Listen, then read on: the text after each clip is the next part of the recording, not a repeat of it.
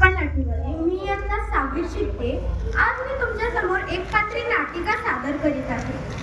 ज्ञान नाही, विद्या नाही, ती घेण्याची गोडी नाही, बुद्धी असून चालत नाही, तयास माणूस म्हणावे का? ओळखलात का? मी सावित्री ज्योतिराव फुले. सातारा जिल्ह्यातील खंडाळा तालुक्यातील नायगावच्या खंडोजी नेवासे पंडितांची मी कन्या.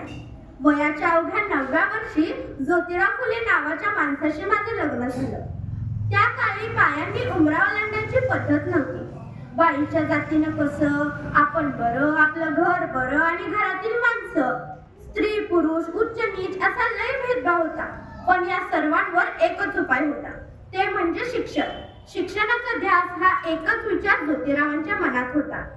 एकदा ज्योतिराव शिक्षणाचा प्रसार करत असताना फराना नावाच्या ब्रिटिश मॅडम त्यांना म्हणाल्या, मिस्टर फुले, तुम्हाला शिक्षणाचा प्रसार करायचा आहे ना?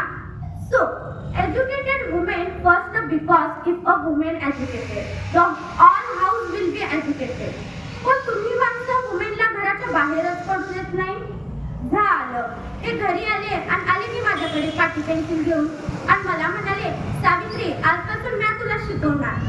झालं मग, आणि झाला की माझा अभ्यास सुरू. मी लिहायला शिकले, वाचायला शिकले आणि हळूहळू मी काव्य सुद्धा रचू लागले. अशातच 1 जानेवारी 1848 मध्ये पुण्यातील भिडेवाड्यात आम्ही मुलींची पहिली शाळा सुरू केली आणि मी पहिली शिक्षिका आणि मुख्याध्यापिका सुद्धा. शेळपट्ट्यासारखं जगला तर काम तमाम होईल, पण जर वाघासारखं जगला तर नाव होईल.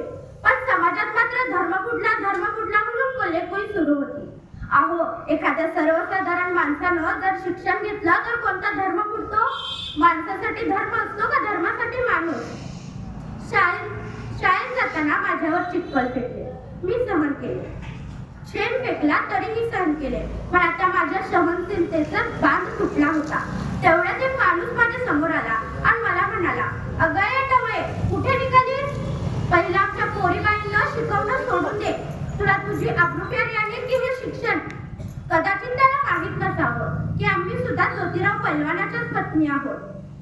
एक घेतलं सनकन त्याच्या कानाखाली लावलं आणि सुनावलं, आज आलायस थोबाड फुटले, पण जर उद्या पुन्हा आलास तर तुझ्या रक्ताने ही धरती रंगवेल. स्त्री कोणत्याही जातीची किंवा धर्माची असो, ती नेहमीच अत्याचाराला बळी पडत आलेली आहे. म्हणूनच म्हणते, नारी नारी मत कहो, नारी रतन की खान है. नारी नारी मत कहो, नारी रतन की खान है. नारी से ही नर होते हैं. धन्यवाद.